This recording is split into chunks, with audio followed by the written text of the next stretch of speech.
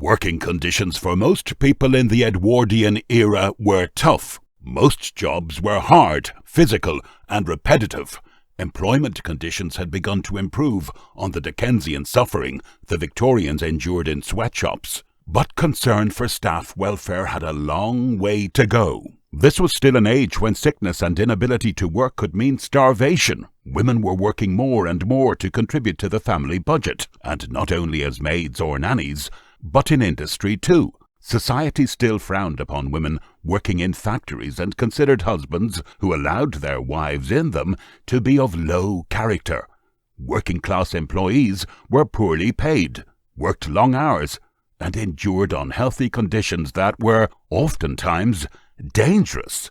In the early 1900s, there were few people in public life speaking up for the plight of the factory worker. There was a woman, however, who was prepared to expose these conditions to the middle and upper classes, from which she belonged. Olive Christian Malvery was a journalist concerned with the welfare of women and children. Born in Lahore, Pakistan, in 1871, she moved to London in 1900 and trained to be a singer at the Royal College of Music and supported herself by writing. Awarded a commission for Pearson's magazine, she disguised herself to report on the working conditions of women from a working-class background. Today, you will hear a genuine account from Malvery of her investigations into the life of factory women. She immerses herself in the lives and daily routine of a working-class family in London, learning how they shop, what they eat, and how they spend their hard-earned money on simple pleasures, drink, gambling, and music halls. She reveals some interesting facts about Edwardian life. For instance, have you ever heard of the knocker-up man and what he did? Find out and let me know if it's what you first thought. Malvery went to work in different factories as an undercover reporter to reveal many things about the work and the women who did it that surprised her. You will learn much about this and their working conditions. Conditions she genuinely found to be shocking. Before we move on, please consider clicking the subscribe button for more content like this. If you find this video interesting, I would really appreciate it if you could give it a thumbs up and share it widely with friends and family. Please check out the description to see how you can support the channel and the content we make. Before I came to England, I had, through such mediums as storybooks, lantern lectures, circulars from institutions such as Dr. Miller's orphanages, Dr. Barnardo's homes, and other places of that ilk, obtained what I thought rather a comprehensive knowledge of the poorer side of life in Great Britain. Two books which were sources of constant delight to me when I was a tiny child were a story called Froggy's Little Brother, and another called The Match Girl. The first was a charming tale of two little crossing sweepers who lived in an attic in Shoreditch, and The Match Girl was the story of a little child obliged to stand in the streets of London. I think in the book the snow was always on the ground, selling matches for the support of a family. I forget just now whether the family were supposed to do anything for their own support or not. The books were profusely illustrated, and the stories of these children were made very real to me. I also had a lovely story about flower girls, and my disappointment on finding that the flower girls of fiction had absolutely no connection with the flower girls of the London streets was most keen. I expected to find flaxen-haired, blue-eyed, innocent-looking children pleading with the passers-by in an irresistible manner, instead of what I found, wet, draggled flowers thrust under my nose in crowded thoroughfares by dirty and untidy women. Most of them were ugly, and some of them were fat and old. Indeed, the romance of London life soon faded away, and I was brought into actual contact with things as they are, in place of things as they are written about. My desire to render service to the needy, to the working girls and women in this country, was not because of romance or sentiment, but because of the knowledge that unless those who are able will fight the battle for those who are disabled, there can be no hope of eventual reforms in the social system. Not that any single person can do much, But our concern is not with what individuals may accomplish. We have merely to decide, and do what we each consider duty demands of us personally, leaving the issue with God. To the average person there is something fascinating about the title millionaire. Indeed, there lies in it so much virtue that one having a right to use it finds the world a pleasant place, go where he will. There is a certain glamour about immense wealth that the whole world acknowledges, yet not many people concern themselves with the methods employed in the production of that wealth, or with the business practices of the makers of the millions they either envy or admire. Lately a cynic wrote in an English newspaper that it is not necessary to build more churches, since those already in existence often lie coldly empty. But he suggested instead that the Bank of England be persuaded to open its doors on Sundays, and some financier like Pierpont Morgan be engaged to hold services there. The overwhelming crowds of worshippers of the almighty dollar, he said, would leave no doubt as to the true trend of religion in the present day. Fortunately, we are not all cynics, but because it is true that possessors of wealth are looked upon with as much interest in England as elsewhere, I venture to tell a few stories of the means utilized to gain money by some of the wealth-makers as I knew them. It may be that when one has been hungry and cold during many hours of hard toil, and found that, after all, the labour of one's hands could scarcely wring a bare living from these narrow times, that one is led to question the justice of the fate that has made the labourer so ill-considered an item in the economy of life, while those gathering the fruits of his labour are held in such esteem. There is no knowledge so convincing as knowledge won by personal experience, and now that I know the lives of the majority of the toilers in our great cities, having been with them and one of them, I feel a very kindly sympathy for all those who earn their bread with the work of their hands. The story of my life among the factory girls would be incomplete without a little account of the first real insight I got into the lives of this class of workers. At first my interest, like that of most other casual visitors, was simply of an outsider for people one pities and usually misunderstands. But when I was happy enough to win the friendship of Mrs. Sarah Ray, who has given her life to the service of the factory and coster girls of Hoxton, I began my first real and intimate acquaintance with these people. True, I had visited clubs and guilds for girls of the working classes in many parts of London and other cities where I travelled. In them I saw many excellent women of all conditions and ages, doing useful work according to their lights. They were either doing them good, with a very conscious air, or educating them, or giving them culture. But even to my limited experience there seemed something a little artificial about these efforts.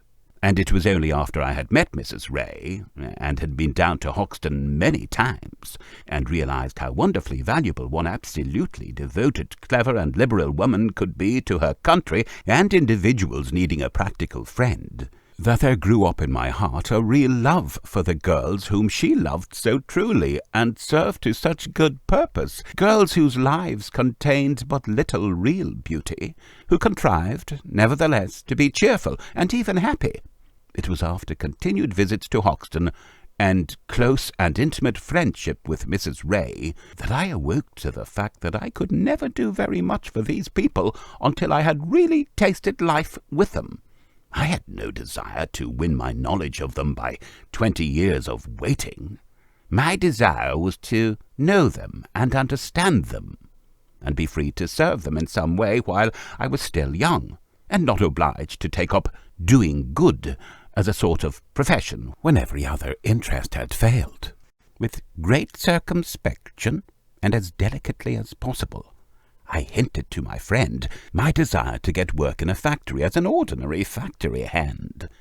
She, however, would not encourage the idea. "My dear girl," she said, "you have no conception of the hardship of the life and dreadful surroundings." But I had made up my mind. I went to my old friend Mr. C for advice as to how to make a start. "Shall I try and get you a job at a factory in Hoxton?" he asked. "Oh, no, I would not dare to go there," I answered. "The Hoxton people know me too well. Try New Cross or any other locality where there are factories. Get me a fairly easy place for the first, if possible." I begged. "Yes," he retorted, laughing. "That is what the girls always want. Plenty of money, plenty of fun, and not too much work." A few days after, Mr. C called at my place and informed me that he had secured a lodging for me in the house of an artisan acquaintance of his, whose daughters were working in a factory in South London. These girls had promised to do their best to get me employment in the same factory. Mr. C, out of his fertile imagination, had given them urgent reasons why I should have work found for me at once. A poor little foreign sort of gal, not too smart about London, but has a good heart. I thanked him for this description of me, and packing my box as if I was going to visit friends, I drove away from my place, arriving at a little room in a quiet street where many of my transformation scenes have been performed. I packed away my decent clothes, left my trunk in my room, carrying out with me only a small basket and a bundle. Mr. C met me in the street and was quite approving. "I say, you'll do fine," he said. It was afternoon when we set off to the place he had found for me. We threaded our way through small and unfamiliar streets and approached the house, which was in a narrow street, with the inevitable public house at one corner and a pawn shop at the other. In the street were 3 miserable little shops, fly-blown and untidy, the windows filled with bread, cheap tins of milk and salmon, and such goods. Shops in these neighbourhoods are generally run on a weekly credit system, the customers having a book in which the goods they take away are entered. They settle their accounts on Saturday night. Of course, the person receiving credit has to pay a much higher price for his goods than one who pays cash. Nevertheless, as I found, this system often helps a poor woman to tide over a serious moment, and to provide a meal for many a little mouth that would otherwise be empty. With the exception of an occasional cheap joint or a pound of 4-penny block ornaments, as the small pieces of meat that butchers cut from the joint are called, many women seldom buy anywhere else than at the general shop. We arrived at number 20, the house of our friends, about 5 o'clock. Mr. C signalled our advent by a single banging on the knocker of the already open street door. "One never knocks a double knock," said Mr. C. "It would be likely to alarm the inhabitants. Only doctors or officials double knock in this sort of neighbourhood." "They are at tea," whispered Mr. C, and there came up to us a smell of cooking bloaters, smoked herring. No notice being taken of our first knock, Mr. C banged again, more loudly than before. This summons brought a small girl to the door. That she had left the tea-table was obvious by the fact that she carried a large slice of bread and butter, partly in her hand and partly in her mouth. She greeted us with, "What you want?" Before we could answer, a man's rough voice called from the room at the end of the little passage. "Who is it, Amelia?" Mr. C informed Amelia that it was the new lodger. "Oh, come this way," said the girl, then screamed out, "Here's the new lodger, father." We were ushered into a back room about 10 feet square, yet in the small space were not less than 9 persons, besides Mr. C, Amelia, and myself. Mr. C introduced me to Mr. Craddock. Mr. Craddock rose from the table and extended his shirt-sleeved arm towards me so that I might shake his hand. "What you have? A drop of beer or a cup of tea? Say the word now. Mother, give the young girl a chair. Get up, Billy. Go and finish your tea in the yard. That'll give us some more room." Billy carried his tea and bread to some unknown region. I found a little corner at the table. Then came more introductions. Mrs. Craddock, Kate Craddock, the eldest daughter, a girl who became a great friend of mine. Jane Craddock, her sister, a girl of 18, always laughing, although not having much in her life to make her laugh. Jim Craddock, the eldest son, and 2 awkward-looking young men who were simply presented as friends of the girls. These, with 2 or 3 children who were squeezed into small spaces, were introduced to me with waves of the hands and nods. In the centre of the table was an immense dish containing thick pieces of bread and butter. There was also a huge tea tin pot, and every one of the party had a cup and saucer. "Tea or beer? Just mention it," said the hospitable Mr. Craddock. Both Mr. C and I voted for tea. There was a little delay before we were supplied, however, owing to the shortness of cups. In fact, we had to wait until 2 of the children were washed up for us. After tea, Mr. C took his leave, and Kate invited me up to the room I was to share with her. It was small, but neat and clean, and overlooked a number of tiny backyards, decorated with the usual washing which hung out on lines. Kate was a sturdy, red-faced girl, with good eyes and plenty of tousled hair. "Where are you going tonight?" she asked. "I don't know," I answered. "I have not thought of it." "Well, look here, I'll get rid of my bloke downstairs, and we'll go to the wash." I placed myself in her hands. Kate went downstairs, and soon after I heard the young man and the other sister leave the house. Having 3 worth up in the golds, as going to the gallery of one of the cheap music halls is called, is a very favourite form of recreation for a factory girl. Walking out with her bloke is another, though milder excitement. Kate and I got to this particular music hall and had to stand outside in a long queue, waiting for the doors to open. And here I had an example of the capacity these girls have of taking care of themselves, or as they call it, getting their own back. A gentleman happened to tread on the toes of a girl standing behind us. He looked a young man of the junior clerk type. She turned quickly on him, and he said, "Oh, I beg your pardon." "What did you do it for?" she said. I beg your pardon," he repeated. "Beg my pardon?" she sneered.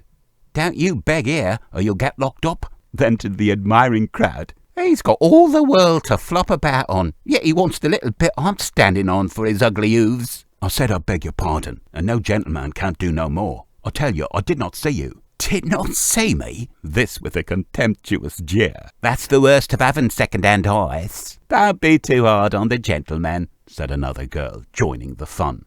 "You wasn't there a minute, was you, Percy?" "I beg your—" The youth again began, but was cut short by the irate lady assuming a fighting attitude and telling the young man to "up it before she set about." He discreetly retired to the rear. The entertainment we witnessed was as curious to me as the introduction had been. We went up into the gallery, paying 3 each for standing room, amid a crowd of noisy young people who were either vigorously enthusiastic or mercilessly critical. I followed with interest each item of the singularly mixed programme. First of all, there emerged an extremely fat lady, very décolleté, a low neckline, with a string of diamonds as large as pigeons' eggs around her throat. Her dress was of white satin, spangled over.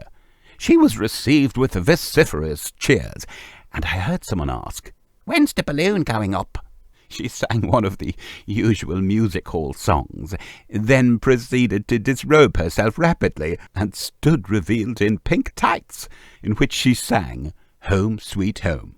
She might have been a Patti, Italian operatic soprano, for the appreciation that was shown to her efforts, but I think it was the song that evoked the applause, for, curious as it may seem, these people who have least cause to love home, having but unlovely places of shelter, are yet faithful to the beautiful sentiment expressed in the old song. After the performance was over, I went out with Kate, and we joined a party of young people strolling homewards. There were noisy jokes and loud laughter, but no bad language was used, and there was really nothing objectionable in the companionship. It was late when we got to bed, and it seemed to me that we had hardly slept for an hour before there was a loud knocking at the door, and Mr. Craddock's voice called out, "Look spry, girls, or you'll be late." We jumped up, and as quickly as possible got ready. Kate and I made our beds and went downstairs, where we had a breakfast of bread and butter and coffee, with a piece of fried bacon. We then made our way to the factory, which was one for the manufacture of aerated waters. Kate was earning at this factory 15 shillings a week, and was considered a very good hand. She was evidently a favourite also, for she had no hesitation in taking me with her to see the foreman. After a few questions, he agreed to take me on to begin in the bottle washing room, at the magnificent salary of 3 shillings a week, since I was a new hand without experience. We had to be at the factory at 8 o'clock every morning, and we left at 7 in the evening. 1 hour we had for dinner in the middle of the day, and half an hour for tea. Kate and Jane behaved nobly by me, and I was comfortable, for they had a respectable home, dressed well, and according to their ideas, lived well. But many of the other employees were of a much lower class, and their ways were extremely rough. I learned here of an evil that threatens the happiness of many of these girls' lives, and that is a passion for gambling that is rampant among a great section of the working girls in London. Almost every factory has its own starting price bookmaker, who is established in the vicinity. I found on Saturdays many of the girls employed in this particular factory used to gather in groups and discuss the odds and merits of racehorses with as much eagerness as their betting brothers and fathers, and they risked with this man a far larger proportion of their hard-earned shillings than would seem credible when one realized how small a return their labour brings. According to government returns, the aerated water manufactories represent the most dangerous employment for women, and the number of accidents in them is larger in proportion than in other manufactories, except the factories where cotton is prepared. 544 women were injured during the year 1903, and many deaths were caused in this trade. The hurts are principally due to explosions and broken glass or careless use of machinery. The government has done much to protect workers in these factories who have but little care for themselves.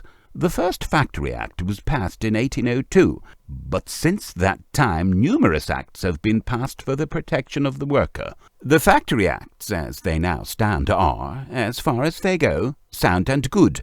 But, of course, there is still much room for reform. I am bound to say, though, that from my experience in the several factories, that the abuses existing are not the fault of the law. There are excellent women inspectors to safeguard the interest of women and children workers who have to earn their living in factories and workshops. The government tries to give the factory girl regular hours, though these are far too long. I recently visited a model factory in America, the president of which is one of the greatest millionaires and most progressive businessmen in the States, and he told me that he had found it paid him in dollars and cents to reduce the working hours of his factory hands. He employs 5,000 work people, and assured me that their efficiency was doubled when they worked without fatigue. If this reform can be carried out successfully in America, surely in England the hours of work could be somewhat lessened without loss of money to the employers. In every factory where I have been, I have worked 10 or 11 hours each day, and I maintain that no woman is able to do effectual work for so prolonged a period. It is forbidden for any woman to clean machinery in motion in a factory, and every factory worker is supposed to have 250 cubic feet of air. It struck me as an extremely curious example of the strange difficulty there is in protecting half-educated or wholly ignorant persons when I found that almost all factory girls looked upon the inspectors as personal enemies, exactly in the same way that the poorer people regard the police, who, to us, stand for representatives of protection and safety. I have found that many breaches of the law are not only condoned, but are absolutely concealed by the girls themselves, and the fear of the sack will often prevent the exact truth being told as to the amount of overtime worked. Mr. C. came to see me several times during my life at the Cruddocks, and he supplied me from time to time with small sums of money for the little necessities that arose from day to day. I found, despite my determination, that it was impossible to live on 3 shillings a week. I paid for my board alone 4 shillings, and for sharing the room with Kate 2 shillings a week. If I had not been able to supplement my scanty earnings, I should have fared badly indeed. It is always the girls who live in homes such as I first shared who are the best off among the factory workers, for they are not expected to contribute their entire earnings to the family, and get many advantages from living in a household which they would not be able to afford were they entirely dependent on providing their own home. The hospitality of these people is marvellous. True, they are not thrifty, and seldom is there anything put by for a rainy day, but what they have, they share liberally. Mr. C. was invited to the house for the next Sunday's dinner, and I had the pleasure of going out with the mother to do her marketing on the Saturday night. The two girls went out with their blokes. The Sunday dinner is almost a fetish in the home of the London factory girl. Why, it wouldn't be like Sunday if there wasn't no roast and boiled. You see, it's the only day in the week when we all sits down together, and I likes to make a bit of a fuss like," Mrs. Craddock said. Thus the buying and providing the food for Sunday is generally a very important business. Among the people I lived with then, the shopping was nearly all done between the hours of 6 and 12 p.m. on Saturday evening, but I found that some of the still poorer people did most of their marketing on Sunday morning, because many of the goods are sold cheaper at that time. Mr. Craddock, who was a great admirer of his wife, told me that the old woman would make a couple of shillings go further than some could a dollar. It is curious among the poor people of London that they use the word dollar so much. Good managers some of these women are, and heaven knows it requires a good management to provide food for 10 or 12 mouths during a whole week on 20 or 30 shillings. The best of this class of women will go several miles in order to find the cheapest markets, but as a rule I found them hopelessly unthrifty, and very ignorant of food values apart from butcher's meat. Down I went with Mrs. Craddock that Saturday night, into the noise and light and good-tempered gaiety of their narrow market street, which was lined on either side with gay coster stalls on which were displayed every variety of goods that might be necessary for a housekeeper. The mere spending of money, be it ever so little, seems to give immense pleasure to the throngs of poor women eager for bargains at these stalls or shops. The very poorest seem to obtain some comfort from the sight of displayed food and the feeling of warmth, and the crowd passes gaily along, each shopper either buying the cheapest wares or watching the more fortunate ones make their purchases. The air was resonant with hundreds of voices, costers calling the price of their wares, hawkers yelling for buyers, buskers singing or playing, piano organs with their crowds of dancing children, noisy showmen pattering at the doors of penny gaffs, shrill cries of little children, all delighted to come a-marketing with mother. These are the sights and sounds that make up the market of the poor. By far the noisiest, and as a rule the most energetic salesmen, in this market at any rate, were the cheap butchers. Crowds of women were standing around every meat shop, which was hung from roof to ground with carcasses and joints of meat.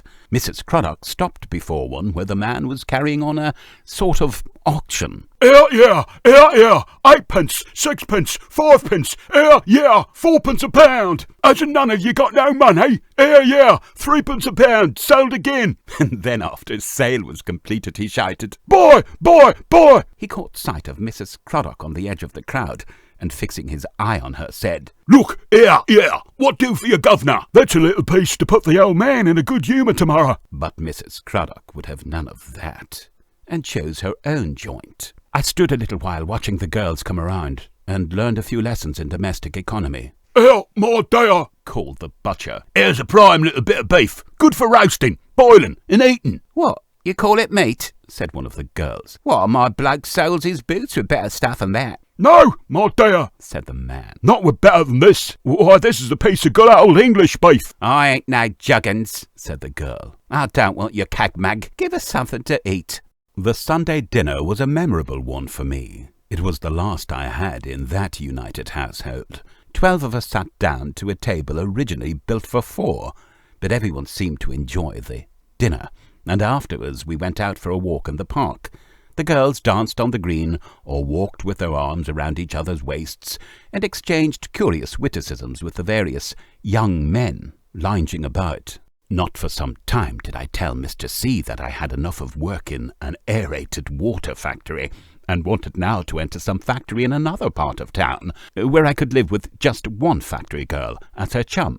It happened about this time that I met, one day, 2 girls who were fighting in a poor district where there were 3 large factories. These girls had been, I was informed, close chums and had lived together, but one of them had annexed her friend's young man, and this was the cause of furious enmity. A policeman stepped in and parted the girls, and I sat down beside one of them, who collapsed in a heap on the pavement. She was much subdued, and in answer to my inquiries told me where she lived. I accompanied her to her home, stayed talking with her until 11 that night, and left, only after promising to come and join her to take the place of her faithless friend. 2 days after, with my bundle, not on my shoulder but under my arm, I made my way out to the suburban district where this girl lived. She had one small room at the top of a block of tenement houses. The room was furnished with a stove, which served the double purpose of cooking and heating, and she had all her possessions almost within hand reach when she sat down in the middle of her small domain. She suggested very kindly that I should share her bed, but I hardly felt equal to this philanthropy. So we went out and purchased a folding chair, a kind of resting place where I have spent many nights. The chair cost 7 and 6pence. My ulster, an overcoat, had to serve as a blanket for the first night, but the next day I bought a shawl and pillow. Annie was my friend's name, and she worked in a factory a long distance from where she lived. To reach her work she had to make a railway journey, the full fare of which would have absorbed the greater part of her scanty wages. She therefore took advantage of a workmen's train, the last tickets for which were not sold later than 7 a.m. This particular factory where Annie worked opened at 8:15, so that she had to travel to London and stand about in the streets until the gates of her factory opened. I have seen many times a number of these unfortunate girls huddled together on a wet morning beneath the friendly shelter of an arch or doorway. Anyone arriving at Liverpool Street in the early morning would notice many of these factory girls waiting about in the station until it is time for them to commence work. Annie took me to her factory, which was one for the manufacture of fancy boxes. I had to answer a number of questions and then was engaged as a learner. I was sent up to a girl whom I found at work at a bench, in a long room crowded with other benches and girls. My task was to work for her at no wages for 1 month. After this time, I was to be put upon piecework myself. This arrangement meant that I had to give my time to this girl for a month in return for the instruction she could give. On arriving at her bench, I asked her if she was the person to whom I had been sent. She nodded. I gave her my message, and she glanced up at me, giving me a comprehensive and sweeping look. "You've started late, ain't you?" "Yes," I said, "but I hope not too late." "Well, that depends," she said. "You can't pick up box making in a minute, girl." "I will do my best," I said humbly. "That'll show willing at any rate," she answered with a smile. Then she told me to follow her to the cutting room. This I did, and was loaded with pieces of cardboard cut to sizes and ready to fasten together. Going back to the bench, my instructress began quickly gluing strips of paper with one finger, then transferring the glued strip to the edge of the card with her other fingers, keeping the one wet with glue out of the way. She worked with incredible speed.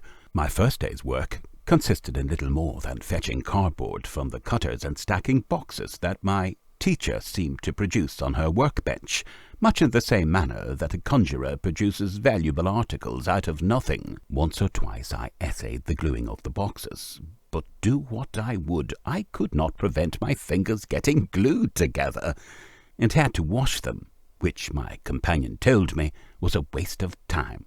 It seemed to me I would never be able to accomplish box-making, and from conversation with other girls employed in the factory, I learned that it takes at least 1 year's training to earn as much as 6 shillings a week, and expert box-makers require a training of 3 years.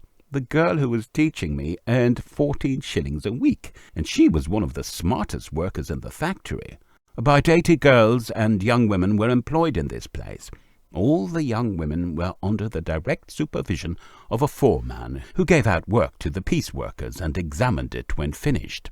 From this and other experiences of the same kind, I believe that the practice of putting men in charge of young girls and women is a very unsatisfactory one. It is a practice that should be discouraged as much as possible. How often I have heard the girls bitterly complain of the favouritism and injustice of the men in charge of their work. They rarely complain of their hours or their wages, but they are almost unanimous in complaining of their foremen and overlookers. Of course, on behalf of the foremen it may be said that if they are not severe and exacting, this class of girl is apt to get out of hand. But in my opinion, a very serious responsibility rests upon these factory owners, who employ men overlookers in their women's workshops. My hours of work in the box factory were from 8:15 until 12. Then, after an hour's rest for dinner, work started again, and continued until 6 p.m. In busy times the girls worked on until 8 p.m. As we had to come a long distance to our work, we generally brought our dinner with us. This consisted of slices of bread and butter, with a bit of ham or beef between. But some of the girls went out to a coffee house nearby, and others to a little cook shop, where they got meat and potatoes ready cooked and brought it to the doors of the factory, where they either sat in groups to eat it or wandered about in the streets until the factory opened again. Men have forced a better state of things for themselves. Thanks to the trade unions, factory owners are obliged to provide suitable eating rooms for their employees, but for women workers there is rarely any provision made for them to have their meals in comfort. Long hours of standing and ill-chosen and unnutritious food, swallowed in any chance corner, make it impossible for the girls to produce the good work they might if they worked under better condition.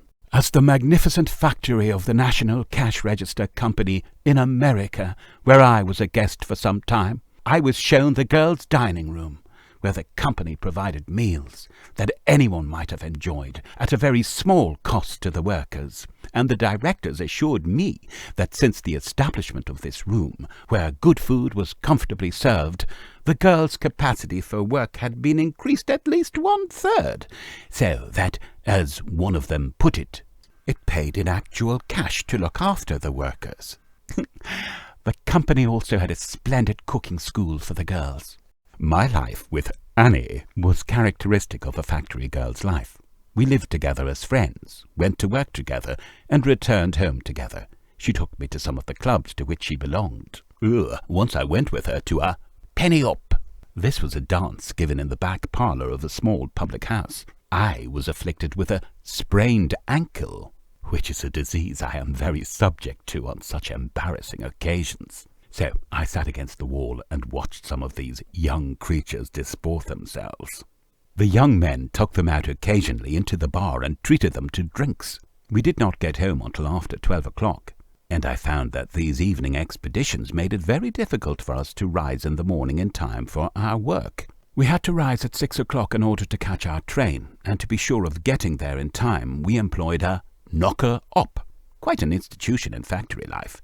He is a man who, for 4p or 6p a week, undertakes to call at any hour in the morning persons whose business requires them to be up at hours when more fortunate mortals are fast asleep. Annie and I took it in turns every morning to get our own breakfasts. We had, as a rule, coffee and bread and butter, and as an occasional treat we would have a slice of bacon or a bloater, but we rarely spent more than 2p on our breakfast. We almost always ran to the railway station, where we had to push our way through a crowd of men to obtain our tickets at the booking office. It was necessary for us, as we took the workmen's train, to have the exact amount of fare required, as no change was given, and we considered ourselves extremely fortunate if we were able to get a seat to our destination. Why, I wonder, is it not made a punishable offence for railway companies to crowd their carriages in this shameful way, when omnibus companies are prosecuted for carrying an overplus of passengers? What with the fatigue of the journey and the waiting out in the streets until the factory gates were opened, I found that Annie and I were tired almost before work begun. and I hunted for some place where we might spend a little time while waiting to commence work.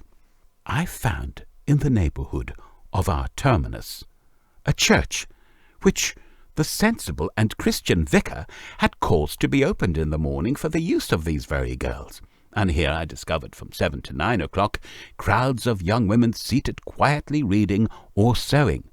To Annie and me this place was a godsend. It was close to the factory, and every morning while I worked at this place we found a shelter in this quiet sanctuary. It would be a good and noble use to which many churches in the metropolis might be put, and many a young life, unsheltered and uncared for, might be saved and protected if such a place of refuge was open and easy of access. I made friends with several of the girls who worked in this factory, and sometimes we were accompanied home by a little throng, whose conversation was always full of interest to me. I was interested to learn that the reading these girls most favoured was the novels we know as penny shockers. Annie told me that she only liked the ones with plenty of love and blood in them. They delight in the love affairs and intrigues of earls and duchesses, and revel in the florid descriptions indulged in by the writers of this class of fiction. One day I was returning from work with Annie. A girl came up and joined us.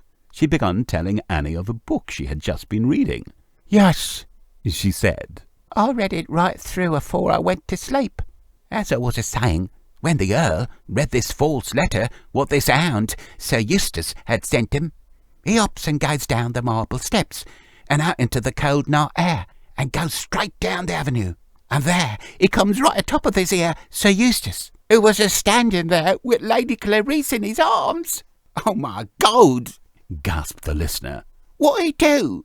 "He just folded his arms and gazed at 'em cold-like for a minute. Yes, and then, why, Lady Clarice, she tears herself out of the arms of Sir Eustace and flings herself down on the ground at the Earl's feet."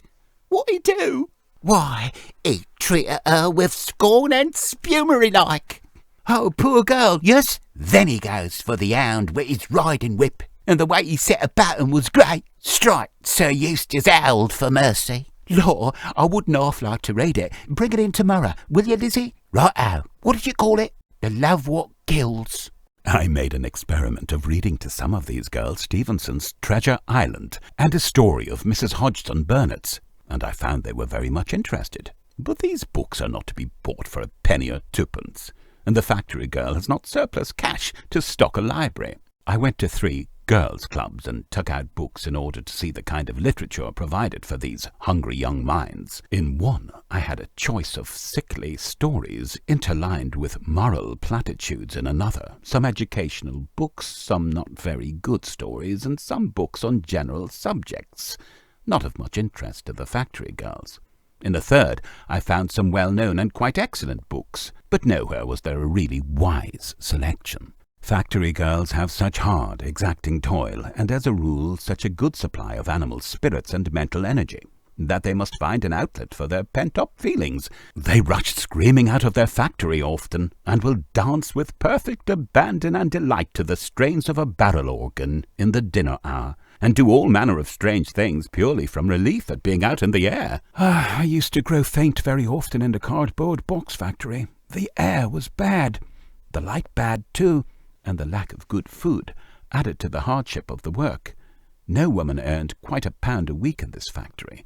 We had continually to work overtime, and often workers were obliged to go out ill. There was absolutely no thought for the employees, yet in looking over the financial columns of a paper, I saw the year's dividend paid by this very factory, and the profits were most excellent. Good commerce is the stay of the nation, but no nation can hold preeminence whose workers are underpaid, forced to labour in unwholesome conditions, and unprovided with suitable resting and eating places. My experience of work in a jam factory was very difficult to endure. I got employment at a large factory of this sort. It would be a great mistake to put all factory workers in the same category. In some classes of trade there are superior girls. In a French polishing factory, which I know, the girls have to work hard and have actual manual labour, but they are better paid than in many factories, and they are intelligent and superior girls. But in the jam factories, tin box factories and fur sewing houses, the workers are often a very rough class. In these branches of trade, many married women work, and the behaviour and language of these women is generally bad. One reason is that a man must be low and degraded indeed to allow his wife to work in a factory. The women are, therefore, of a rough and bad type, and the young girls working with them gain no good from this companionship. In the jam factory where I worked, many of the women used to keep St. Monday. That is, they used to drink heavily on Sunday, and be so unfit for work on Monday that they were obliged to stay away, or work half-time only. This work was a terrible experience for me. Some time before I obtained employment in this place, I had occasion to assist at a treat a friend was giving for some factory girls. Many of her guests were employed in a jam factory. I had not realized what this meant, and presented 20 tins of the best jam and marmalade obtainable as a small contribution to the feast. On the night, I had the pleasure of hearing one of the girls say, "Lo, what muck, I ain't going to eat none of that." I tried to explain that the jam was the most expensive and best I knew of. The girl laughed. "You doesn't work in a jam factory, miss." Ugh. The shudder was expressive. Later I thoroughly understood this disgust so openly expressed. It was not difficult to obtain employment this time, for I had already picked fruits for bottling at a factory, shelled peas and got a lien, as it were, on work of this sort. The applicants were mostly casual workers, poor in physique and appearance. I was one of the 20 selected. The salary agreed upon was 7 shillings a week, and I was engaged for, perhaps, 3 weeks, regular. It seemed that a heavy market was expected, as fruit was plentiful and of a perishable nature. I went to work at once. The girls passed in file through a door, and a foreman gave each one a brass tally. These were returned at noon as we passed out, and our numbers were entered in a book to show we had arrived punctually. The first day I sat on a stool at a table heaped with fruit and picked as fast as I could. A big basket stood beside each picker, who tossed the fruit into it as she removed stems and leaves, etc. At intervals men came in and carried away the baskets, leaving others in their place. No talking was allowed. None of the women or girls washed their hands before beginning their work. We had to work at high pressure, and got only half an hour for dinner at midday. No one complained. Workers in factories do not often complain. There are too many women in the labour market for them to be able to choose the conditions under which they wish to work, especially if they happen to be unskilled workers. In spite of their unlovely surroundings, the roughest of factory girls have many redeeming features. In this very jam factory, for instance, were 2 girls who were great chums. They earned on an average 6 or 7 shillings a week each, and lived together, sharing their possessions like sisters. The younger of these girls, a poor anemic creature, fell seriously ill and was obliged to keep her bed. Her companion kept her all through her illness. She was a wild girl and loved the streets, but when her friend was ill, she flew home at nights to nurse her. Nobler devotion, or more unselfish service, no woman could render another than this girl rendered her dying friend. One day she fainted in the factory.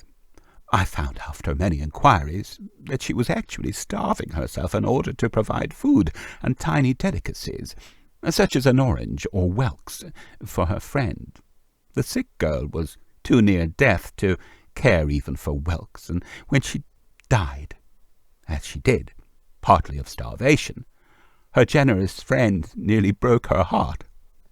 It would be leaving out one of the most pronounced attributes of these working girls did I not mention their extraordinary loyalty.